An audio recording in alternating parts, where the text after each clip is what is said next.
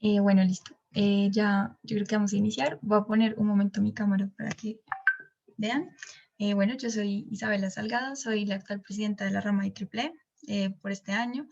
En el marco del seminario del departamento, esta vez tenemos como invitado al profesor Oscar Caicedo. Él es profesor titular de la Universidad del Cauca, cuenta con numerosos estudios, también es editor de algunas revistas de IEEE. Nos pareció muy interesante la charla que él nos plantea de Machine Learning for Networking. Entonces, pues primero agradecer al profesor Oscar por aceptar la invitación y ya los dejo con él. Muchas gracias. Bueno, buenas tardes para todos. Gracias a Isabela y a ustedes, todos los que están aquí presentes para escuchar esta charla, por la invitación y por estar aquí. Bueno, digamos que esta charla ya es la segunda vez que la doy. La primera vez la di para un grupo de la I3C de la India y ahora pues para ustedes. Esta charla va a discurrir acerca del uso de Machine Learning para redes. ¿Listo? Voy a ir mencionando muchas formas o muchas cosas en las cuales se puede utilizar, pero fundamentalmente voy a presentar un estudio de caso que hemos venido desarrollando entre la Universidad del Cauca y la Universidad de Campinas de Brasil, ¿no es cierto? Que pues utiliza dos técnicas de Machine Learning, que es el Reinforcement Learning, el aprendizaje por refuerzo, y el aprendizaje por refuerzo profundo, dado que estas dos técnicas, digamos que son las que ahora, en combinación con el Federated Learning, con el aprendizaje federado, con el aprendizaje en línea, están muy en boga para resolver problemas tradicionales que tienen las redes. Entonces, de eso es de lo que vamos a hablar. Digamos que abierto a todas las preguntas que ustedes tengan. Entonces vamos a desarrollar una pequeña introducción, alguna parte de conceptos fundamentales. Vamos a ver dos propuestas para enrutamiento en redes utilizando una Reinforcement Learning y la otra Deep Reinforcement Learning. Listo, y finalmente voy a presentar algunas conclusiones y eso. Bueno, entonces, solamente como para que me conozcan, ese soy yo. Ahí estaba dando un keynote en Latinoamérica, una conferencia latinoamericana de gestión. Pues hoy estoy clasificado como investigador senior de acuerdo al Ministerio de Ciencia y Tecnología de Colombia.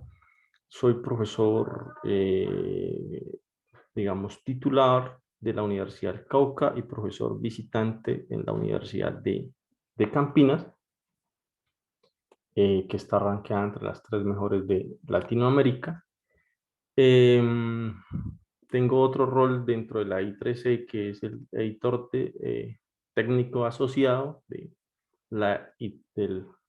magazine I3C Communications Magazine, que ustedes saben que es el magazine más importante de la I3C. Y he sido también editor invitado en la revista de International Journal of Network Management y de I3C Latin American Transactions. Y básicamente todo esto ha sido gracias al trabajo que he venido desarrollando en el uso de Machine Learning para redes. De hecho, imagino que ustedes lo conocen, GlobeCon, que es la conferencia más importante de la I3C, voy a estar como jefe de chair, pues de el track que es de Machine Learning for Networking en GlobeCon 2022, que se va a desarrollar en Río de Janeiro. Un poco para que conozcan.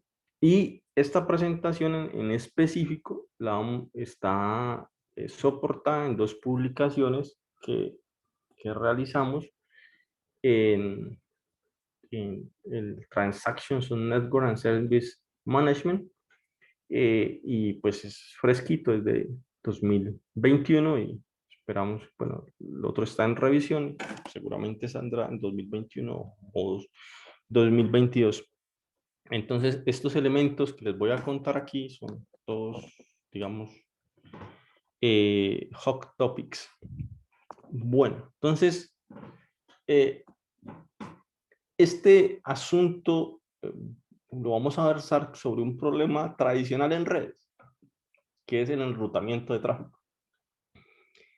El problema de enrutamiento de tráfico es bien sencillo, es definir, seleccionar un camino para transmitir paquetes. En eso se trata el enrutamiento. Y para eso, digamos que existen diferentes aproximaciones que van a tener en cuenta diversos criterios, como que se minimice el costo, que se maximice la utilización de los enlaces, que se satisfaga la calidad de servicio. Entonces, digamos que ese problema nació básicamente desde que se concibieron las redes de computadores, y hasta ahora sigue siendo un problema muy atacado. Entonces, ese problema básicamente lo podemos decir que es la selección eficiente, ¿no es cierto?, del mejor path. Ahora bien, hay que definir qué sería el mejor path para, dependiendo de la red, dependiendo del tráfico, pues se va a tener qué es mejor, ¿ya? En ese caso, digamos que para, para ambientar el asunto, nosotros tenemos un enrutamiento estático dinámico, donde obviamente el enrutamiento estático se utiliza es en redes pequeñas, pues donde se puede hacer, digamos, una configuración manual de la red, pero en la mayoría de cosas de redes de mediana, gran escala y sobre todo en los centros de datos, se utiliza pues enrutamiento dinámico, y ese enrutamiento dinámico está basado, o generalmente hay dos aproximaciones, una que es el vector distancia y los otros que están basados en el estado del enlace. Cuando hablamos de protocolos basados en vector distancia, pues básicamente estamos hablando, por ejemplo, de el RIP, del Routing Information Protocol, que básicamente se basa su funcionamiento en la cantidad de saltos que tiene que darse para llegar desde un host fuente hasta un host destino. Pues eso básicamente. Y en cuanto hablamos de los protocolos que tienen en cuenta el estado del enlace, hablamos básicamente del que más se utiliza en la vida práctica, que es el OSPF, ¿no es cierto? Donde el OSPF lo que va a tener es en cuenta el costo que tiene en cuenta para hacer el cálculo de las rutas, es básicamente el ancho de banda disponible en la red, ¿ya? Estos, digamos que el OSPF, ustedes sabrán que es el protocolo que se utiliza básicamente en todas las redes tradicionales, eh, y el BGP, pues que ya es para comunicación en redes entre dominios de red. Entonces, ¿cuál es el problema fundamental aquí? Que estos protocolos tradicionales son muy rígidos y básicamente lo que vamos a tratar aquí es que esos protocolos no aprenden de las decisiones que tomaron en el pasado. ¿Ya? ¿Eso qué quiere decir? Que en algún momento dado pueden repetir una decisión a pesar de que esa decisión haya llevado a congestión. ¿Ya? Entonces, como le dicen a uno, la historia es para no repetirla, ¿no es cierto? Entonces, si yo tomé una decisión mala, la idea es no repetir esa decisión mala para evitar llegar a una congestión, en el caso de los enrutadores. Entonces, el objetivo que vamos a tener aquí en esta charla es ver cómo las redes definidas por software combinadas con Machine Learning nos van a permitir llevar a tener un enrutamiento inteligente que permita aprender de las decisiones que yo estoy tomando, ¿ya? De las decisiones de enrutamiento. Entonces, las redes definidas por software, ¿no es cierto? En las redes definidas por software, básicamente aparece un elemento que se llama el controlador, ¿ya? Y lo vamos a ver más aquí. ¿Ya? Entonces, ¿qué sucede? Tenemos las redes tradicionales. Las redes tradicionales, cuando nosotros tenemos un router, ¿no es cierto? Un router básicamente tradicional, lo que tiene es que tiene un plano de datos, un plano de control, ¿no es cierto? Y ese plano de datos y ese plano de control están acoplados. Cuando decimos que acoplados, básicamente es que pertenecen a un mismo hardware.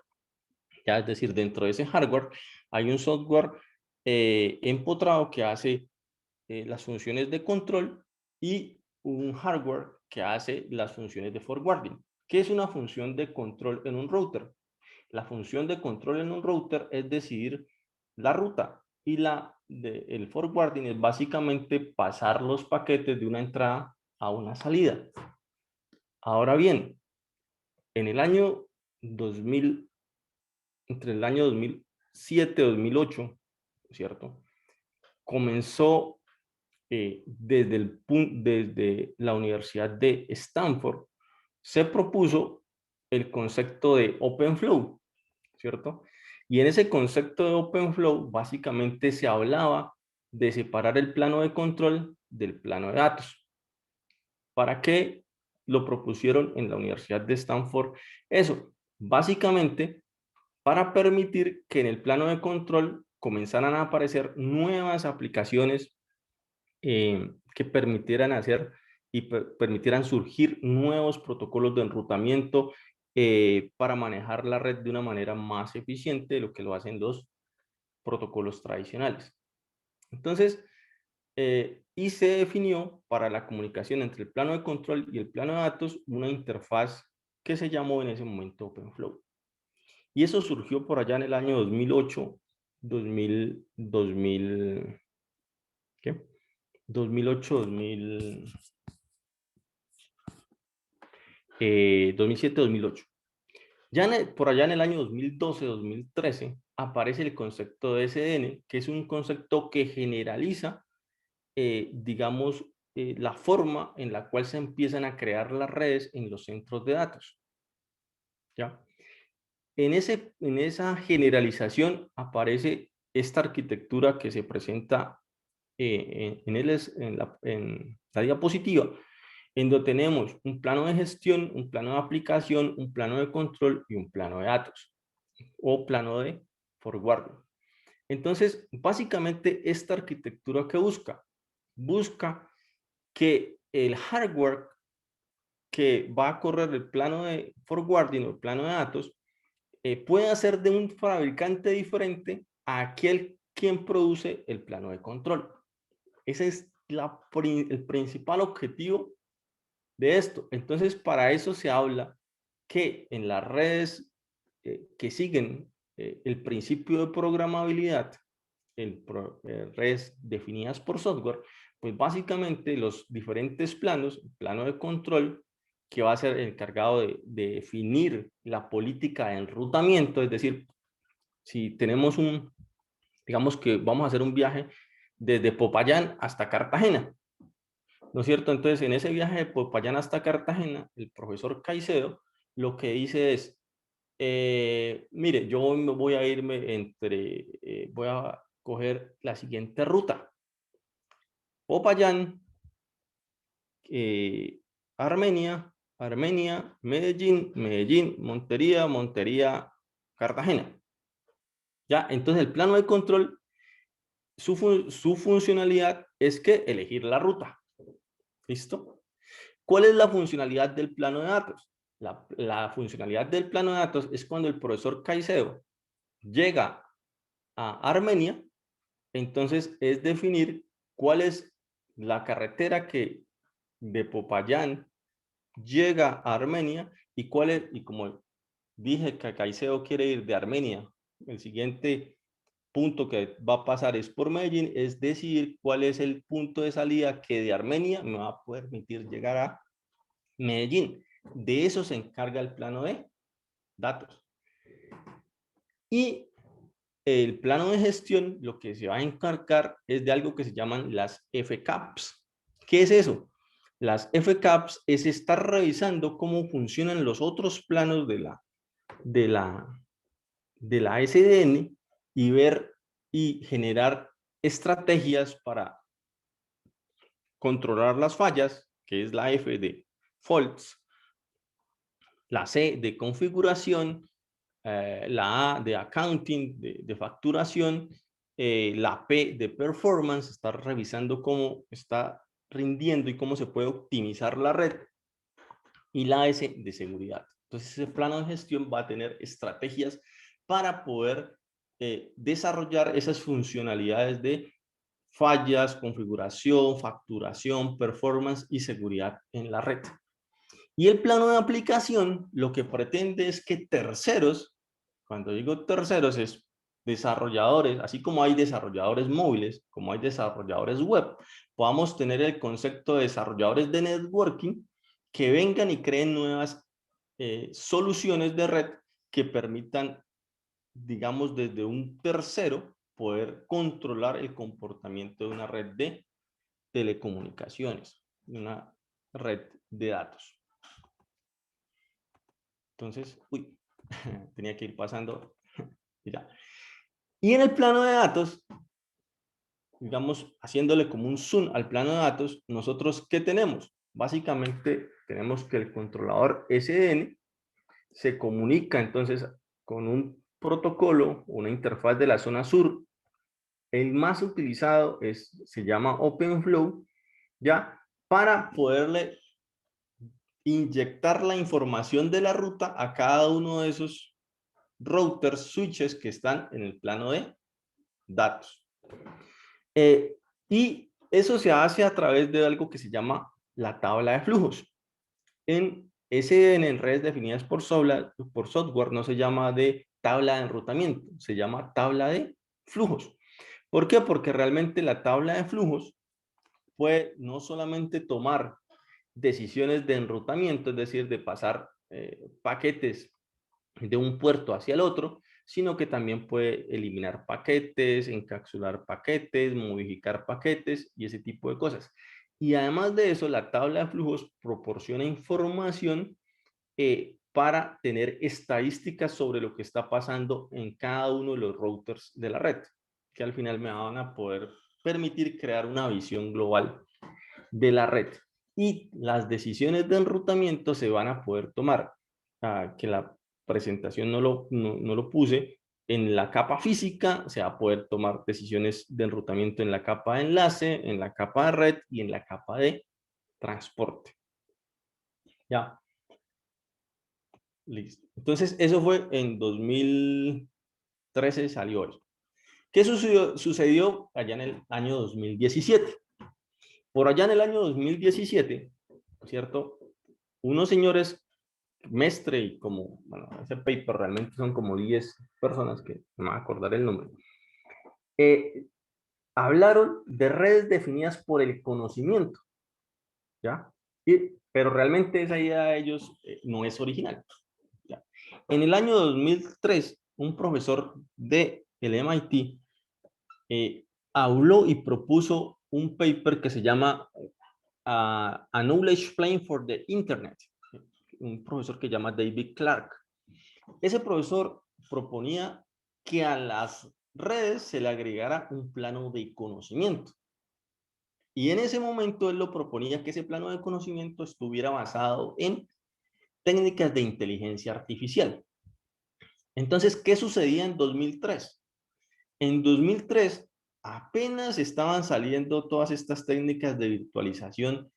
O sea, existían las técnicas de los hypervisors, máquinas virtuales, pero por ejemplo no habían dockers, contenedores, no habían network Functions Virtualization, no había Software Defined Networking. Entonces, ese concepto muy interesante que él propuso del plano de conocimiento, en ese momento no había cómo realizarlo, ¿ya?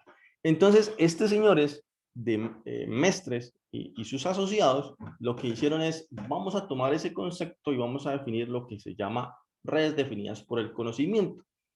Y esas redes definidas por el conocimiento, entonces proponen un plano de conocimiento, pero no lo proponen para todos los tipos de redes como lo proponía Clark. Estos señores lo proponen únicamente para las redes definidas por software. Y además de eso, ellos hablan que ese plano, Mestre habla que el plano de conocimiento no está basado en cualquier tipo de técnica de inteligencia artificial. Ellos lo restringen para técnicas de aprendizaje automático, aprendizaje de máquina. Entonces, en estas redes definidas por el conocimiento del año 2017, aparece el plano de control, el plano de gestión, el plano de datos, y realmente dentro del plano de control ellos consideran el plano de aplicación y dicen vamos a ponerle un plano de conocimiento. Y ese plano de conocimiento nos va a permitir tomar decisiones y hacer que esa red sea inteligente, que esa red sea cognitiva, ¿ya? Y entonces, eso ocurrió en el año ¿qué? 2017. Ahora bien, en ese plano de conocimiento, ¿qué se puede poner? Decíamos que técnicas de ¿qué? De Machine Learning. Entonces, cada una de estas cosas podría ser un curso completo, ¿no? Aprendizaje supervisado, aprendizaje no supervisado y aprendizaje por refuerzo. ¿Qué les puedo decir yo aquí así brevemente? Que el aprendizaje supervisado básicamente se fundamenta en trabajar con conjuntos de datos, datasets, que son etiquetados. Cuando decimos etiquetados es que hay un experto o a partir de alguna aplicación que automatice eso, se dice, estos son un conjunto de datos y mire, este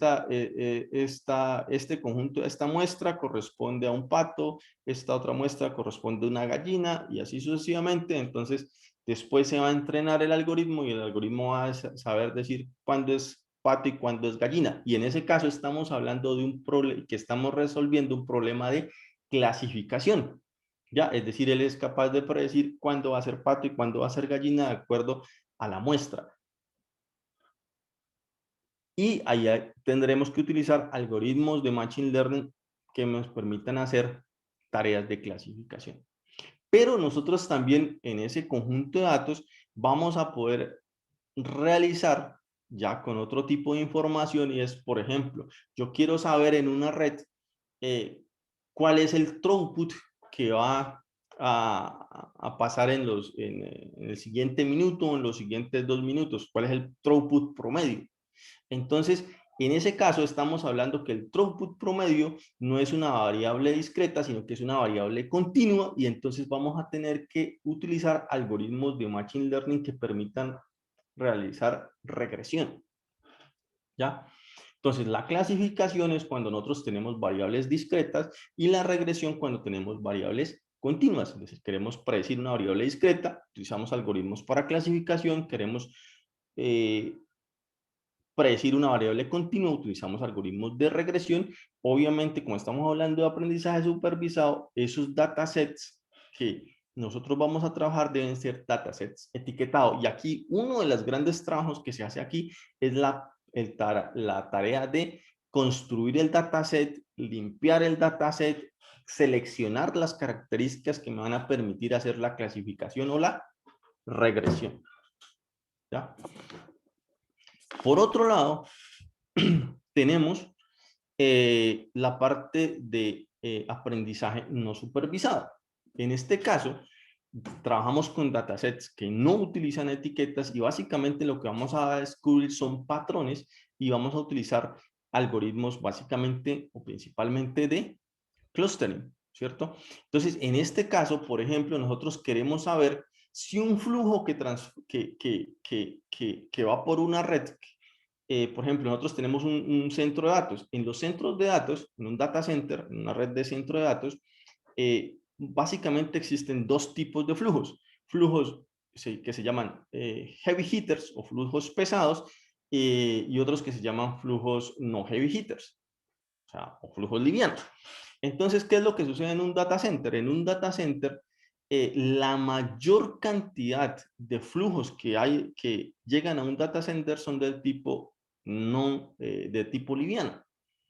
El 80% o el no, casi a veces hasta el 90% de las peticiones y el tráfico que se está llevando en una red de centro de datos corresponde a flujos livianos y el 10% a los flujos pesados. Pero ¿qué sucede?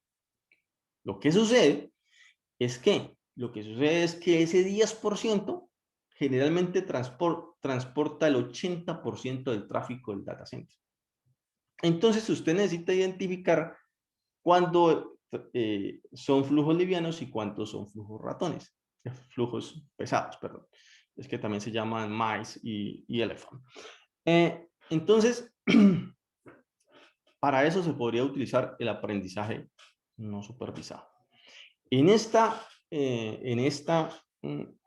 charla nosotros vamos a profundizar en lo que es el aprendizaje por refuerzo.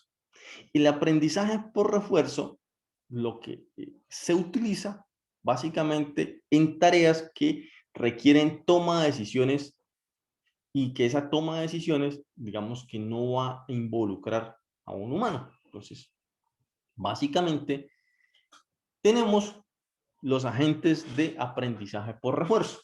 Entonces, el aprendizaje por refuerzo puede ser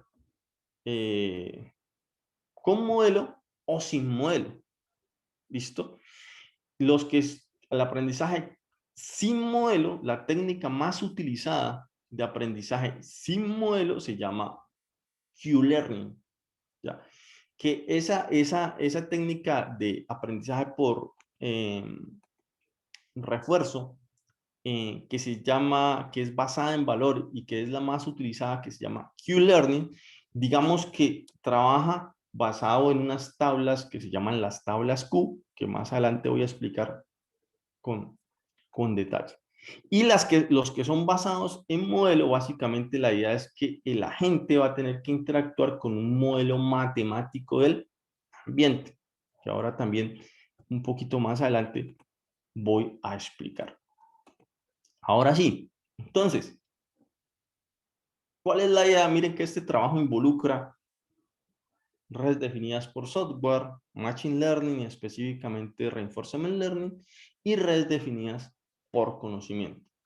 Todo eso para mejorar ¿qué? El enrutamiento en una red, básicamente en redes de centros de datos basados en SL. Ahora bien, en la literatura, digamos que hay mucha gente que ha comenzado a trabajar esto, ¿no es cierto? Y hay algunas personas que lo hacen desde el punto de vista distribuido, otros desde el punto de vista descentralizado, otros que utilizan técnicas de machine learning y no.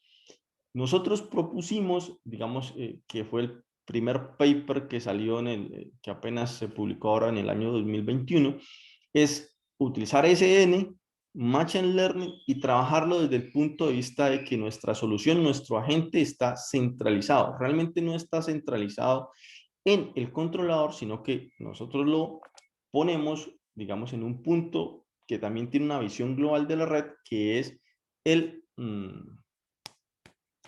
plano de conocimiento. Entonces, nuestra propuesta, digamos, para hacer enrutamiento inteligente se llama RSIR. Y sacamos dos versiones de eso.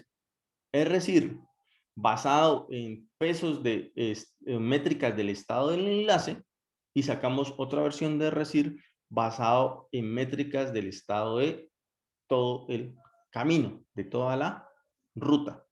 ¿Listo? Entonces, nuestra propuesta es todo esto que aparece aquí. Entonces, si ustedes ven, RSIR sigue la arquitectura de las redes definidas por conocimiento. Es decir, RSIR propone que el enrutamiento se haga siguiendo el paradigma de redes definidas por conocimiento. Si ustedes ven, aquí está el plano de control, aquí está el plano de datos, aquí está el plano de gestión, y nosotros decimos, acá en el plano de conocimiento, para el caso del enrutamiento, lo que deberíamos tener es un agente de reinforcement learning, que sería el agente que va a tomar las decisiones de enrutamiento. ¿Cómo vamos a hacer eso?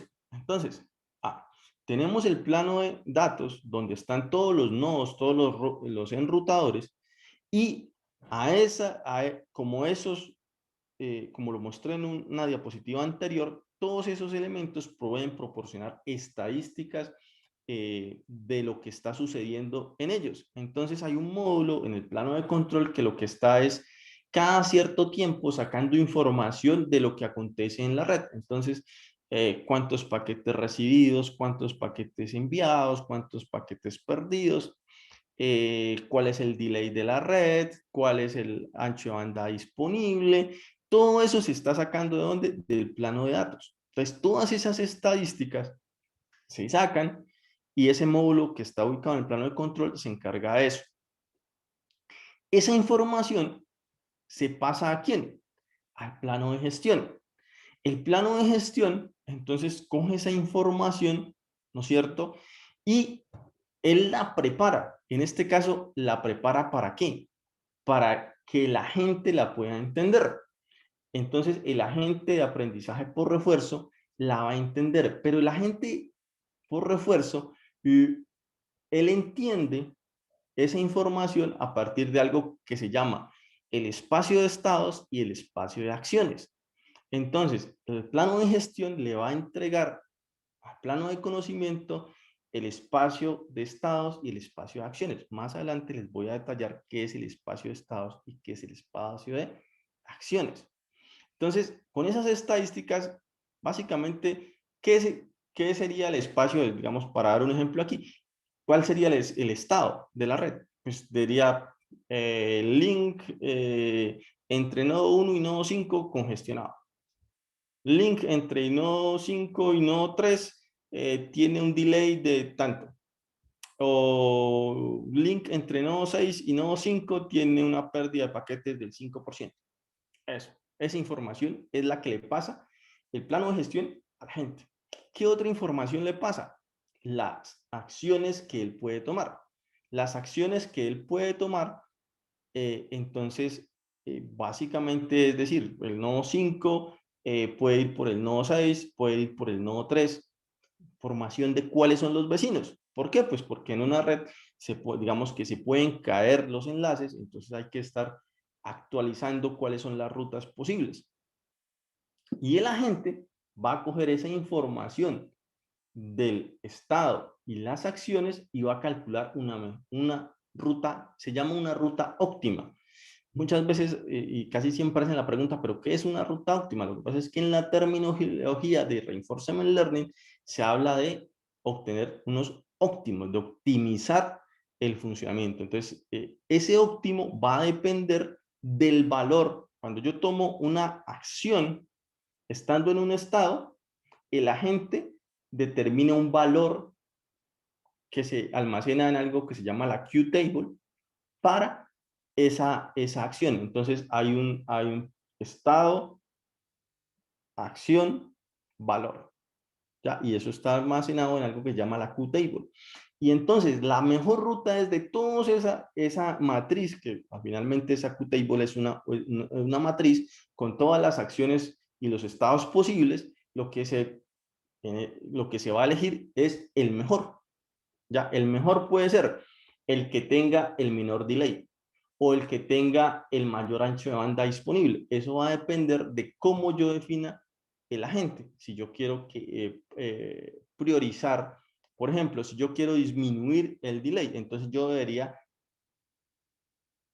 poner la recompensa para ese agente, decirle a ese agente que él toma buenas decisiones si las rutas me llevan a disminuir el delay en la red. Esa es. Entonces ahí yo estaría optimizando, ¿qué? Obteniendo una ruta óptima para disminuir el delay.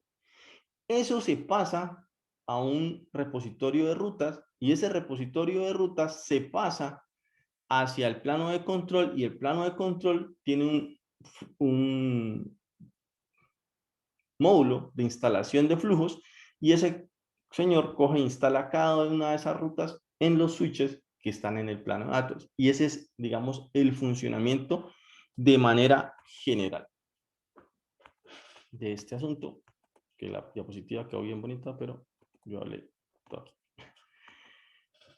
Entonces, ahora bien, entonces, viéndonos y, bueno, ¿cómo es eso ya?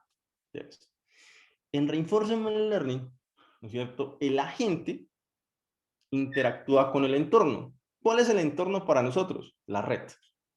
¿Ya? Entonces, el agente toma una acción sobre la red.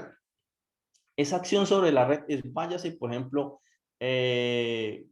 calculó la ruta para ir desde Popayán a Cartagena, ¿no es cierto? Entonces él tomó esa acción. Cuando Caicedo cogió esa ruta y se fue por ahí, Caicedo le puede decir, yo soy el entorno en ese caso, ya, Caicedo le puede decir, la red le va a decir, mire, cuando cogí esa ruta, quedé en tal estado, ya, y ese estado fue que me demoré mucho. Entonces tuve un delay muy grande, ya, por ejemplo.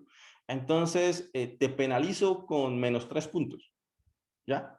Entonces, el entorno le dice, le muestra un estado, el estado es Caicedo, se demoró. Y la recompensa es, te voy a penalizar con 3 puntos. Y entonces el agente dice, no, mire, esa ruta que Caicedo había tomado, que era Popayán, Armenia, Medellín, Montería, Cartagena, esa ruta no fue buena. Esa no fue una buena decisión porque me penalizaron con 3. Entonces él hace un cálculo de las rutas, ¿no es cierto? Y lo que él dice es, bueno, vamos a irnos ahora, sé yo, Popayán, Bogotá, Bogotá, Barranquilla, Barranquilla, Cartagena. Ya.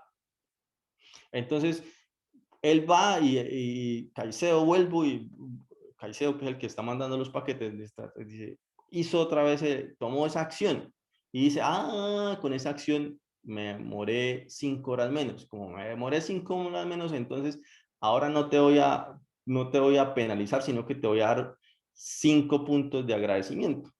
Entonces, le digo cuál es mi estado, le doy una recompensa y el agente a partir de eso comienza a aprender. No sé si yo doy ejemplos muy tontos, pero creo que es la forma más fácil de entender esto. ¿Ya?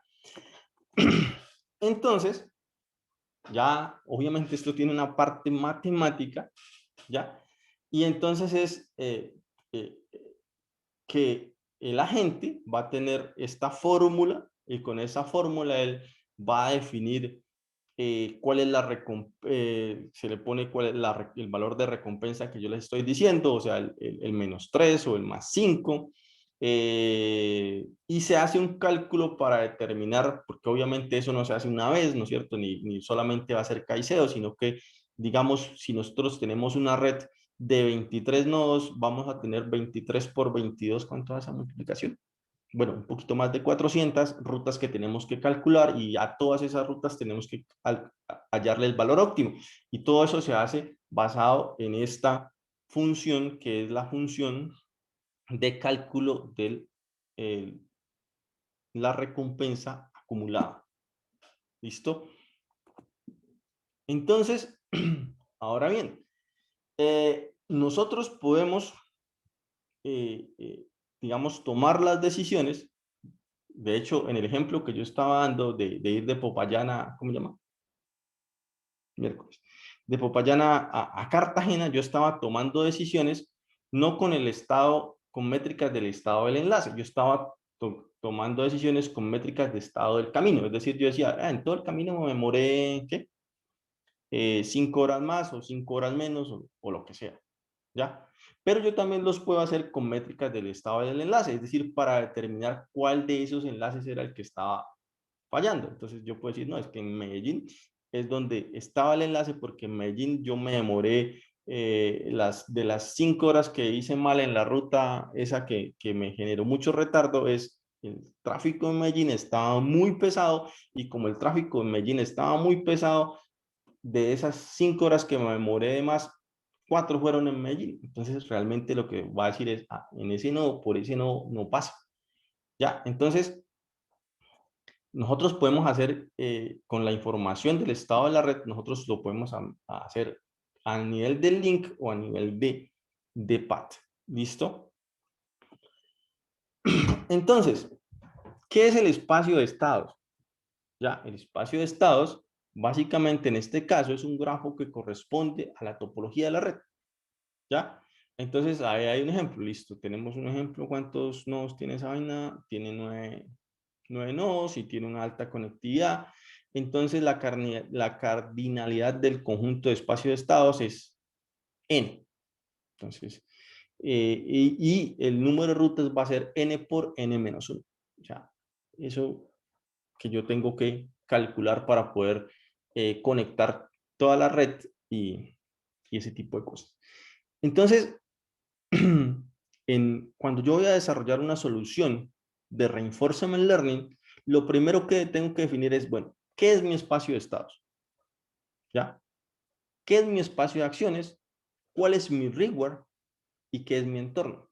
Entonces, en reinforcement learning, lo que se llamaba acá, lo que se llamaba acá el entorno, el environment, es básicamente un Markov Decision Process. Y de esa forma, en un proceso de decisión de Markov, hay que modelar el espacio de estados, el espacio de acciones y la recompensa. En este caso, lo que estamos diciendo, el espacio de estados es simplemente el grafo que representa a la red.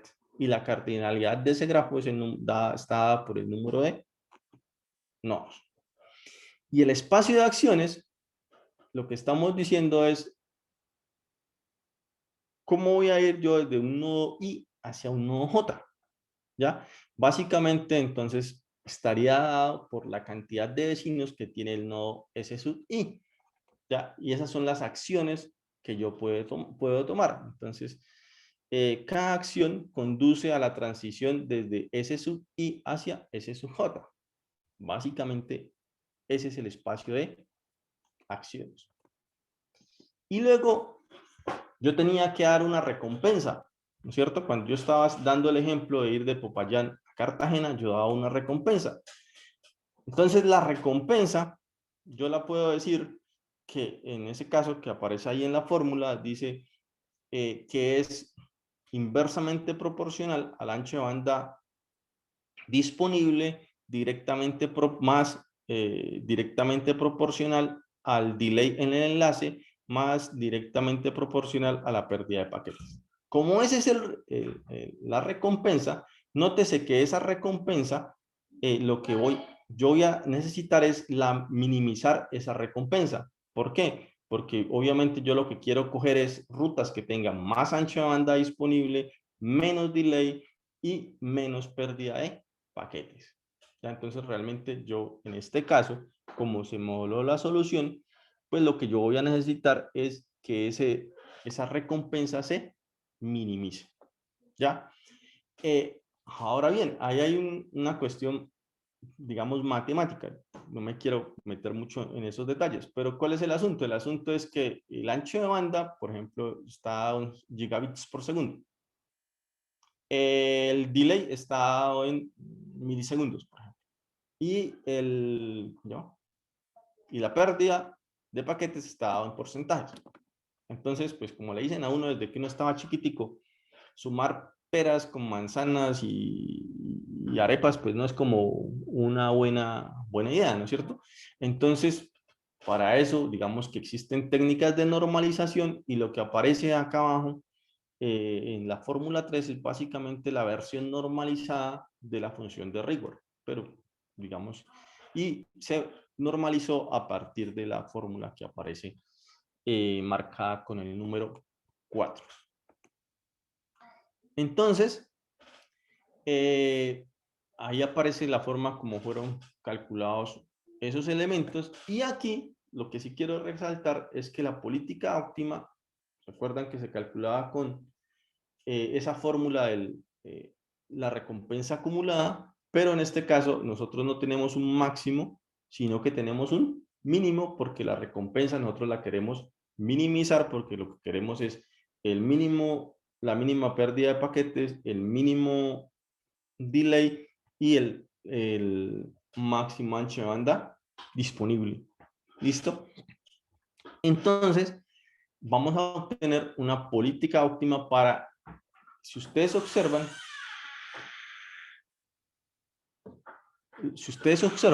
lo otro que nosotros tenemos, ¿no es cierto?, es lo siguiente, que en esa minimización, nosotros estamos teniendo en cuenta tres elementos: el ancho de banda disponible, la pérdida de paquetes y el delay. En lugar de eso, RIP, ¿no es cierto?, el Routing Information Protocol, él solamente tiene en cuenta la cantidad de saltos. Y el OSPF solo tiene en cuenta el ancho de banda disponible. ¿Ya? Entonces, nuestro agente es muy inteligente y él puede tener en cuenta un trade-off, un equilibrio entre esas tres cosas. Ahora bien, como esto es un modelo matemático, ahí nosotros, si nosotros queremos darle mayor peso a las rutas con mayor ancho de banda disponible, pues hacemos el beta 1 muy grande. Si queremos darle mayor prioridad para elegir rutas que tengan un menor, ¿cómo llama eso? Menor delay. Entonces vamos a hacer muy chiquito el beta 2 y así sucesivamente. Entonces realmente este método que estamos proponiendo permite tener en cuenta esos tres elementos que son los elementos clásicos que se tienen en métricas de calidad de servicio, que es la pérdida de paquetes, el ancho de banda disponible y el delay, ¿cierto? Y por último, el último elemento que se modela cuando se está creando un agente de reinforcement learning es el método de explotación y exploración. ¿Qué quiere decir eso? Que cuando yo recién estoy aprendiendo las rutas, yo tengo que explorar. Como cuando usted llega a una ciudad, ¿no es cierto? Y como usted no conoce bien esa ciudad, usted tiene que explorar, ¿no es cierto? Entonces, digamos, si yo llego a Bogotá, como yo no conozco Bogotá, entonces tendré que, y por ejemplo, vivo en la 26 y tengo que ir para la Universidad de los Andes, pues tengo que ver cuál es la mejor ruta para ir allá. No sé si será en Uber o si será en taxi o si será cogiendo Transmilenio, ¿cuál? ¿Con cuál? Entonces tengo que explorar las rutas, ¿ya? Pero una vez yo aprendí cuáles son las mejores rutas, yo tengo que explotar ese conocimiento. Entonces, yo debo tener en ese agente una fase de exploración y una fase de explotación, ¿ya? Entonces, una cosa es cuando estoy aprendiendo, una vez es que yo he aprendido, entonces yo utilizo eso que aprendí. Ahora bien, entonces no será que al final simplemente siempre voy a tomar la ruta, no. ¿Por qué? Porque entonces con ese método que se llama el método E-Grady, lo que yo hago es cada cierto tiempo se va a generar una probabilidad X, y si esa probabilidad es X, entonces se va a explotar, y si no, se va a explorar. ¿Por qué? ¿Para qué hago yo eso? Porque puede ser que las calles en Bogotá las cerraron y la ruta que yo antes decía que era óptima, ya no va a ser la óptima. Y para hacer eso, entonces se tiene este método de exploración y explotación. ¿Listo? No voy a entrarme aquí en el algoritmo, pero pues ya este es el, el algoritmo que hace la parte de el enrutamiento. Y la otra forma de funcionar es con métricas del estado del camino, que fue el que yo estaba mencionando antes. En este caso, quiero ir acá a donde tenemos esto acá. En este caso, entonces, nosotros implementamos todo esto como una solución práctica. Entonces, eso es lo otro. ¿Ya? Muchas veces en trabajos que se hacen con Machine Learning y este tipo de cosas, la gente no va a elementos reales. ¿Nosotros qué hicimos? Nosotros realmente hicimos e implementamos una solución de enrutamiento con ese algoritmo. Y además de eso, lo hicimos sobre la red Jean, que es una red real. Y además de eso, utilizamos tráfico real. Entonces, realmente vimos cómo se comportaba nuestra solución en un ambiente ¿qué? Real. Eso es uno de los, si ustedes están buscando tesis, trabajo de grado, realmente una de las cosas más desafiantes que existe dentro de aplicar Machine Learning para redes es poder llevar lo que muchas veces uno modela matemáticamente, poderlo llevar y poder testearlo en el ambiente real. ¿Ya? Porque hay muy pocos trabajos que hacen eso, ¿ya? Que realmente van y llevan y dicen, vea, el agente este está funcionando aquí. Esos agentes, digamos, en reconocimiento facial, en todo este tipo de cosas, esos agentes muchas veces se han utilizado y funcionan de maravilla, pero en redes, decir, listo, aquí está esta red y esta red se está enrutando con un agente de reinforcement learning, pues eso no se ve. Entonces, eso es un desafío, eso es un reto llevarlo allá. Y nosotros, ¿cierto? Entonces, utilizamos matrices de tráfico reales y todo eso. Obviamente también utilizamos unas sintéticas y eso, pues porque uno no puede probar solamente en una red o en un entorno para decir que esto funciona o no, sino que tiene que trabajarlo en varios entornos, pero pues era como difícil tener varias redes, entonces al menos teníamos una real y varias, digamos, emuladas, ¿listo? Y nosotros, ¿qué encontramos? A saltarme estos dibujitos de aquí para ir acá. Nosotros, ¿qué encontramos? Comparamos nuestra solución con OSPF. OSPF está basado en el algoritmo de Dijkstra, ¿no es cierto? Y nosotros hicimos un OSPF que calculaba, que funcionaba con pesos basados en ancho de banda, un Dijkstra que calculaba con pesos basados en pérdida de paquetes, otro que calculaba con pesos basados en delay y otro que calculaba con la combinación de delay, paquetes perdidos y ancho de banda disponible. Y comparamos eso con el RSIR, es decir, comparamos el RSIR, la solución nuestra, utilizando métricas de enlace con 4 versiones de OSPF. Y nuestra solución superó a todas esas soluciones.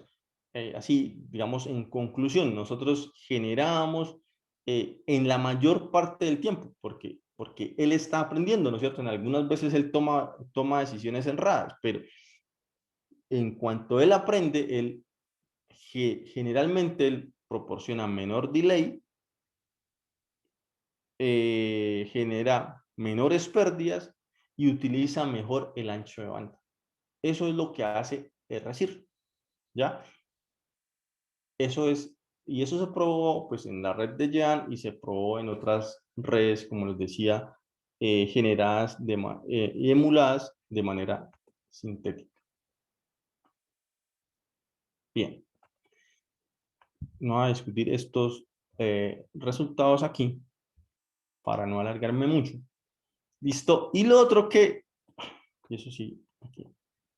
Nosotros también hicimos las pruebas y comparamos nuestra solución cuando funcionaba con métricas de enlace y con métricas de camino. Y encontramos que utilizar métricas de camino era mejor que utilizar métricas de enlace. Es decir, que teníamos un mejor comportamiento en retardo, pérdida de paquetes y uso de ancho de banda cuando utilizábamos métricas de camino y no métricas de enlace. Entonces, eso fue algo que nosotros aprendimos. Ahora bien, hasta ahí llegamos y nosotros hicimos una comparación con OSPF que aquí no presenté,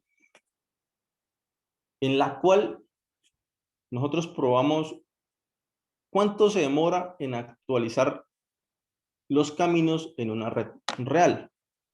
Entonces, en una red que tiene más de 15 enrutadores, y ustedes lo saben, lo deberían saber por concepto, el Routing Information Protocol se demora alrededor de 30 segundos en inundar la red con las nuevas rutas. El OSPF se demora alrededor de 9 segundos. ¿Ya?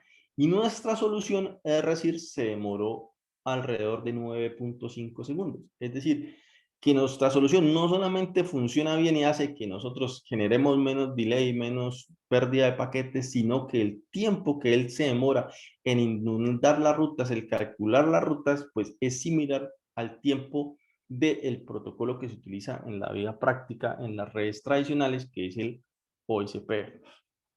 Por eso, nosotros decidimos mejorar el RSIR.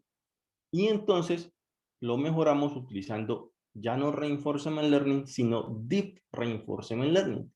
Y a esa solución la llamamos DRSIR. ¿Ya? Entonces, ¿qué es DRSIR? Antes era SDN más Reinforcement Learning. Ahora va a ser, el DRSIR va a ser SDN más Reinforcement Learning más Deep Learning. ¿Ya?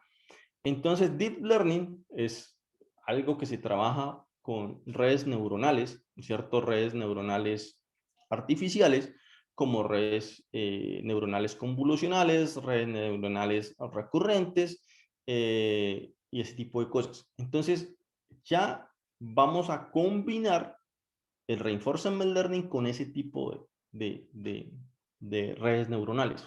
¿Para qué se hace eso? Resulta que Reinforcement Learning, como ustedes los vieron allá, trabajaba en función de una tabla Q.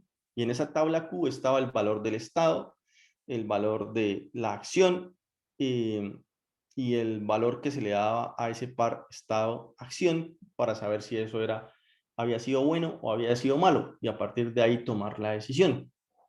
Entonces, cuando se agrega y se van a trabajar con Deep Learning, realmente ya no vamos a tener una tabla Q, sino que lo que vamos a tener es una red neuronal. Y esa red neuronal lo que va a tomar es predecir cuáles son los caminos, digamos, los K caminos mejores, ¿ya? Los M caminos mejores, para que no me suene tan feo, K caminos mejores. Los M caminos mejores, ¿ya? Y entonces, como ya en RSIR habíamos visto que las métricas, era mejor utilizar métricas de estado de camino que estado de enlace, obviamente DRSIR también trabaja con métricas de camino y en este caso trabaja con redes neuronales, es decir, que a la gente de RL en lugar de tener una tabla Q va a tener unas redes neuronales. Entonces, miren que básicamente el dibujito es prácticamente igual. Y acá en el plano de conocimiento, en lugar de tener el agente de DRL, tenemos un agente de ¿qué? De DRL. Entonces, haciéndole un zoom a ese agente de DRL, básicamente, ¿qué es lo que estamos diciendo? Miren, antes teníamos un estado, una acción, y generábamos un óptimo valor Q. El óptimo valor Q en nuestro caso era el que tuviera el menor valor de recompensa, ¿no es cierto? Porque pues nosotros estábamos minimizando esa recompensa, ¿ya? Y así trabajaba el Q-Learning, ¿ya? Ahora acá en DRSIR vamos a trabajar con Deep Q-Learning, que miren que lo que hace es, tenemos un estado y ese estado, espérense, me tomo una agüita.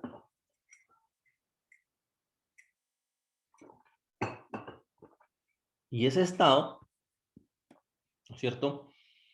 Va a permitir, o van a ser esos estados, van a ser una entrada hacia una red neuronal, ¿no es cierto? Nosotros utilizamos unas redes neuronales profundas, que ahora vamos a ver, realmente utilizamos dos. Y con eso vamos a calcular los valores Q para la acción 1, 2, 3, 4, 5, así hasta N. ¿Ya? Y entonces, esa red neuronal que aparece aquí dentro del Deep Q-Learning, lo que nos va a permitir es, si usted está en este estado y usted usted va a tener tal valor para tal acción. Ya, entonces desaparece la tabla Q y aparece la red neuronal. ¿Qué cambia aquí? Pues la función de recompensa es la misma, pero en este caso de camino, ¿cierto? El espacio de estados, en este caso el espacio de estados corresponde al par destino, bueno, fuente destino, ¿no es cierto? Y el espacio de estados, en este caso va a ser n factorial por n a la n-2 factorial. Y el espacio de acciones va a corresponder a seleccionar un camino porque estamos, digamos, definiendo o estamos trabajando con métricas de camino. Haciéndole más zoom al asunto, lo que nosotros dijimos es, miren que ahí está haciendo un zoom en el plano de conocimiento, entonces nuestro agente DRL, él va a tener, realmente va a tener dos redes neuronales. Bueno, y para que ustedes dirán, bueno, el tema en sí se complica, ¿no? Hablaba una sola, ya era complicado entender, ahora no, dos. ¿Qué sucede? Puede ser, vamos a ver acá, puede ser que cuando con una sola red neuronal, como aparece en esta diapositiva, ¿no es cierto? Yo siempre esté prediciendo unos valores Q muy similares. Eso se llama el problema de overfitting en Machine Learning. Mis predicciones están muy sesgadas. ¿Ya?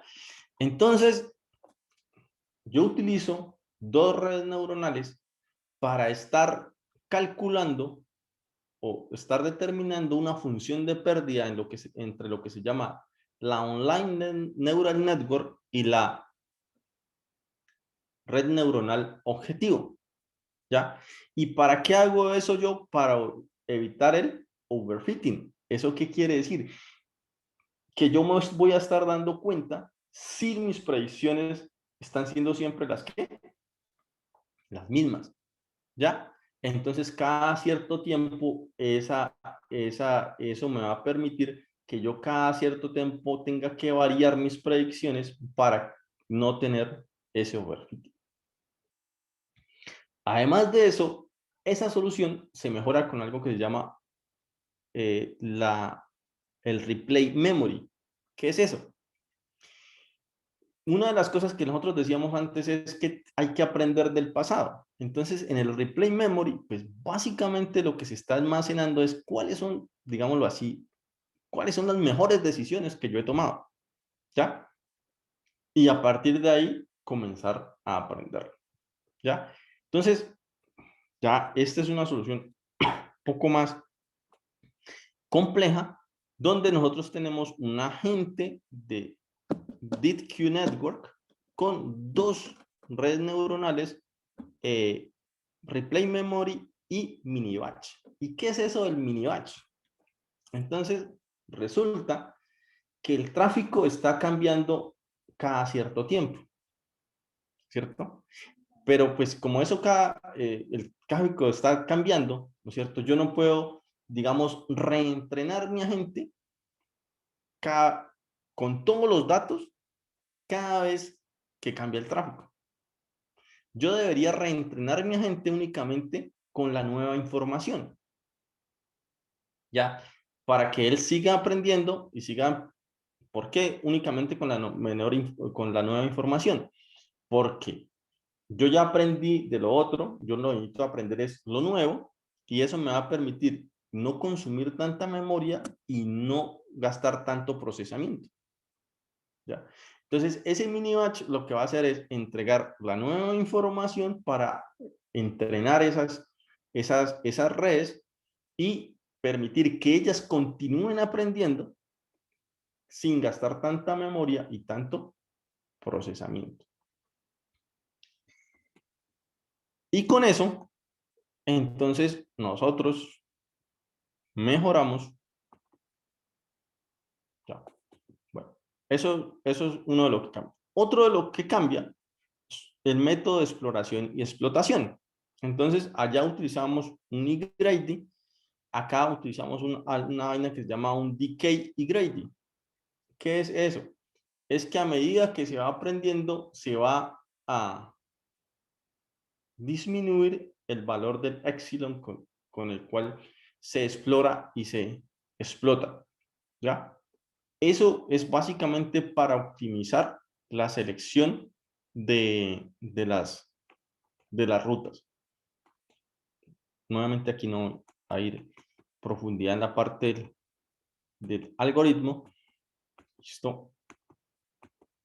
Pero haciendo todo eso, bueno, y se volvió y se probó con las nodo, con la red YAN y con otras redes generadas sintéticamente, y encontramos que el RSIR basado en Deep Reinforcement Learning, o sea, el DRSIR, supera obviamente al Dijkstra compuesto, al Dijkstra con delay, al Dijkstra con loss, al Dijkstra con ancho de banda, y también supera al RSIR PATS. Entonces, el RSIR Links superaba ya al OSPF, a las 4 versiones de OSPF.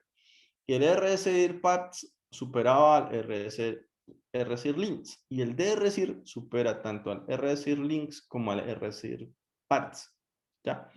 Y lo supera en todas las métricas que nosotros queríamos que las superaran. Porque por eso el reward estaba basado en ¿qué? En pérdida de paquetes, en delay y en ancho de banda disponible. Entonces, lo que hicimos fue que se utilizara, básicamente, ¿qué es lo que hace DRSIR? Utilizar, distribuir el tráfico en la red de forma tal que se utilizan más enlaces menos congestionados. ¿Ya? Y al utilizarse más enlaces menos congestionados, pues se disminuye la pérdida de paquetes, se disminuye el retardo, ¿ya? Y se maximiza la utilización de los enlaces, ¿ya? Y eso hace DRSIR. Entonces, pasamos de una solución de Reinforcement Learning tradicional a una solución de Deep Reinforcement Learning para solucionar un problema real de las redes, que es el problema de enrutamiento. ¿Listo? Bueno. En este caso, RSIR y DRSIR se benefician de la vista globalizada que proporciona las redes definidas por software. Esos agentes de RSIR y DRSIR proporcionan inteligencia, aprenden y encuentran las mejores rutas utilizando la información de la red. Puede ser con métricas del estado del enlace o métricas del estado del camino. ¿Listo? Y DRSIR no solamente, eso no lo menciona, pero DRSIR no solamente supera en esas métricas de QoS a RSIR, sino que además permite que esta solución pueda ser utilizada en redes de gran tamaño y de gran conectividad. Bueno, eso no lo presenté ahí, pero eso también se da. Ahora bien, ¿qué es interesante aquí y cuál es el asunto? El asunto es que, digamos, SDN y estas técnicas de Machine Learning ya se utilizan. ¿En dónde? En las redes de centros de datos. De hecho, Google, Facebook, tienen centros de datos basados en SDN. Y en algunos de ellos utilizan técnicas de enrutamiento basados en Machine Learning. Pero ¿qué tiene de especial un data center? un data center de Google es de Google, o sea, todo el dominio es de Google. Ya, o sea, se tiene todo el conocimiento sobre cómo funciona el asunto. Pero si nosotros queremos llevar esto a un ISP, a un Internet Service Provider, ¿ya? La red de un Internet Service Provider, ¿cierto? Puede tener, digamos, ese proveedor de servicios de Internet que es claro, le da trabajo, le da, digamos, a la Universidad del Cauca, y la Universidad del Cauca se vuelve un dominio. Le da al Banco de Bogotá y es otro dominio, y le da soporte al Banco de Colombia y es otro dominio. Entonces, ahí no necesitamos el uso de una solución distribuida, perdón, de una solución centralizada, como la que se hace en los centros de datos. Centralizada no significa que haya un solo equipo que hace el enrutamiento, ¿no? sino que hay un conjunto, un clúster de servidores que se encargan de hacer el enrutamiento, ¿ya? Es decir, es una centralización lógica, no física, ¿ya? Porque no se va a poder enrutar el tráfico de 60.000 servidores con un solo equipo, ya eso sería absurdo. Pero si vamos a ir hacia el contexto de un ISP, nosotros necesitamos soluciones de enrutamiento distribuido, que es lo como ha funcionado OSPF, RIP y BGP y todas estas soluciones, porque la Internet en sí es una red distribuida.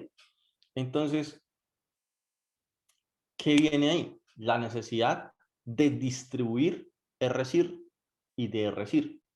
Y para distribuir RSIR y DRSIR es necesario explorar el concepto de aprendizaje federado, Federated Learning. Es necesario explorar el aprendizaje multiagente, Multi-Agent Reinforcement Learning.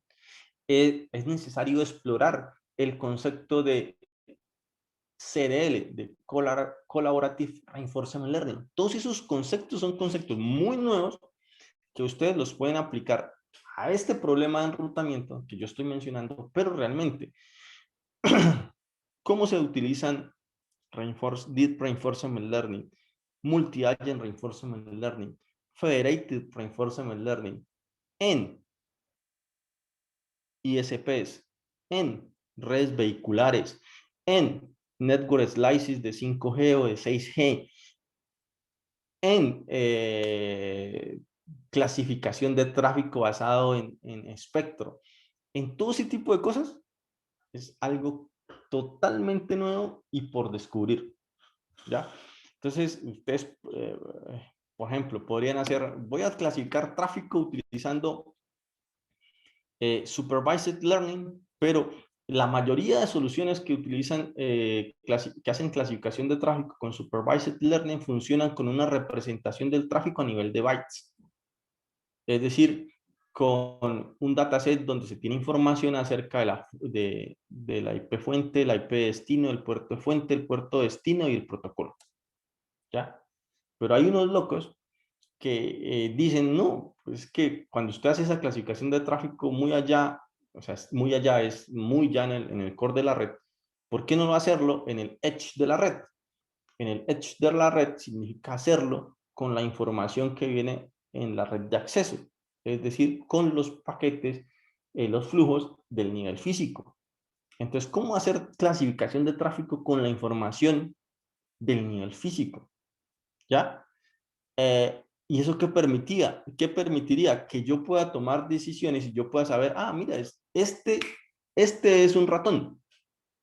Y como este es un ratón, es decir, un flujo liviano, como este es un ratón, ese flujo no lo mandemos hacia la cloud, sino que manejémoslo acá en el edge de la red, porque los flujos ratones son sensitivos, son sensibles al retardo. Entonces, si, por ejemplo, usted está haciendo una cirugía remota, que es un use case de una red de 6G, entonces la cirugía remota necesita ultra bajo delay y ultra alta complejidad, ultra alta confiabilidad. Entonces, usted dice, pues yo tengo que identificar que ese tráfico es de cirugía remota para que ese tráfico que es de cirugía remota se quede en el edge de la red, no vaya hacia el core de la red de 5G o de 6G, porque si él va hacia el core de la, pues no voy a poder demorarme los entre 1 y 5 milisegundos que en la comunicación se tiene que demorar la cirugía remota, porque si se demora más de, digámoslo así, 10 milisegundos, pues hermano, en lugar de cortar la córnea, cortó otra cosa. Entonces, o mató directamente al paciente, porque es algo que tiene que ser muy preciso y no puede haber prácticamente delay en, el internet táctil que va a soportar a la cirugía remota. Es decir, lo que el galeano, el médico, está haciendo aquí en el aparato y tiene que ser exactamente y prácticamente en tiempo real lo que hace el robot que está operando, ¿ya? Entonces, ese tipo de cosas, cómo dar soporte a casos de uso como cirugía remota, táctil internet, comunicación en 3 dimensiones, es decir, donde vamos a tener estaciones base que están corriendo o sea, hasta ahora las estaciones bases pues son fijas, ¿no es cierto? Pero nosotros ahora podríamos tener estaciones base en drones, ¿ya? Sobre todo, por ejemplo, para no desplegar infraestructura, sobre todo cuando van a ocurrir eventos especiales, ¿ya? Entonces, todo ese tipo de cosas se necesita que se hagan de manera autonómica. Ya la mayoría de redes son automáticas. ¿Qué quiere decir que la mayoría de redes son automáticas? Es decir, que hay programas que ayudan al operador a tomar decisiones y automatizan ciertos procesos. Ahora lo que necesitamos es que las redes sean autonómicas. Es decir, que el humano supervisa si las decisiones que el agente de aprendizaje está tomando son buenas o no. ¿Ya?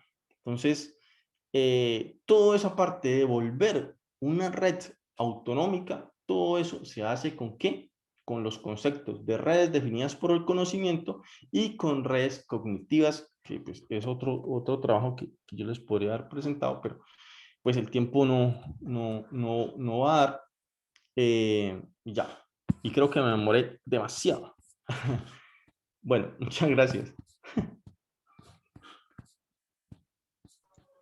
Muchas gracias, profe, por la participación, por pues habernos presentado este trabajo.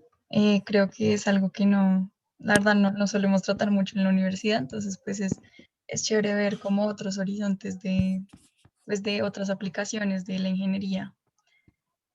Pues nada, no sé si haya preguntas, si de pronto alguien tenga alguna pregunta o si ya podríamos finalizar. Sí, yo tengo una pregunta. Eh, Cuando hablabas de la implementación ya de la red, en una red como tal ya real, y mostrabas cómo realmente la red era mucho más eficiente que otros algoritmos, o sea, cómo se realiza el proceso de entrenamiento de la red, o sea, en una red simulada, supongo, pero también cómo haces para que ese entrenamiento no genere un overfitting y la red no tenga que llegar a un entorno real a nuevamente aprender, sino que ya llegaba como estable. Yo vi que los valores eran muy estables, no cambiaba mucho. No cambiamos.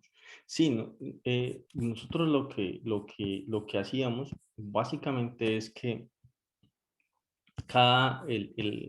mandábamos a la gente a calcular las rutas cada cierto tiempo, ¿ya? Si las rutas nos resultaban igual, similares, o mejor dicho, las rutas que resultaban similares, pues no se cambiaban y únicamente se cambiaban las nuevas rutas. Entonces, realmente, como él estaba en un plano de conocimiento, no estaba en el plano de control, ¿ya? Por eso nosotros hicimos, de hecho, eso no lo mencioné, nosotros sacamos del plano de control el agente de Reinforcement Learning y de Reinforcement Learning, porque cuando comenzamos a hacer pruebas en el ambiente real y corríamos el agente dentro del plano de control, ¿ya? Esa vaina no funcionaba. Y no funcionaba era porque el plano de control se cargaba haciendo todos los cálculos y corriendo toda la inteligencia artificial que no alcanzaba a tomar las decisiones y a instalar las rutas bien y todo eso. Cuando lo sacamos hacia el plano de conocimiento, hacia un plano de conocimiento, en este caso, pues una máquina virtual separada que iba a hacer ese proceso, ¿ya? Pues pudimos hacer que se fueran haciendo entrenamientos, se pusiera el mini batch y todo ese tipo de cosas, de tal forma de que cada que iba cambiando el tráfico se iba reentrenando y se iban calculando las rutas y solamente se actualizaban las rutas que se modificaban para no generar inestabilidad en la red. Entonces ya ahí vienen cosas que ya no tienen que ver en sí con el reinforcement learning o el deep reinforcement learning, sino con las estrategias pues, que se deben utilizar para evitar inestabilidad en la red, para hacer que el aprendizaje sea continuo. De hecho, uno de los retos, y gracias por la pregunta, que se queda es cómo utilizar algo que se llama online reinforcement learning y online deep reinforcement learning, ya que ese ya viene preparado para estar aprendiendo en streaming, es decir, a medida que van llegando los datos. ¿Listo?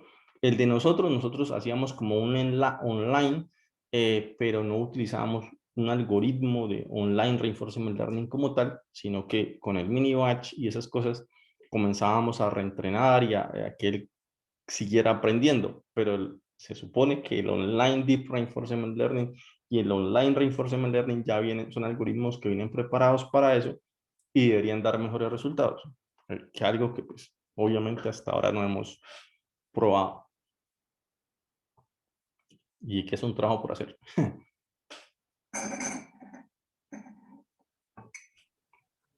Listo, muchas gracias. Pues no sé si alguien más tiene una pregunta, pues en el chat no hay. Entonces, pues yo creo que podemos dar por finalizar la charla. Nuevamente, muchísimas gracias, profesor Oscar, por aceptar la invitación y pues esperamos a ver si en un futuro se podrían hacer otras charlas de otros temas. Bueno, muchas gracias. Y disculparán la demora, que se me fue aquí el tiempo. No, tranquilo. Muchísimas gracias. Bueno, hasta luego. Bueno, Estén y muy gracias bien. a todos por asistir.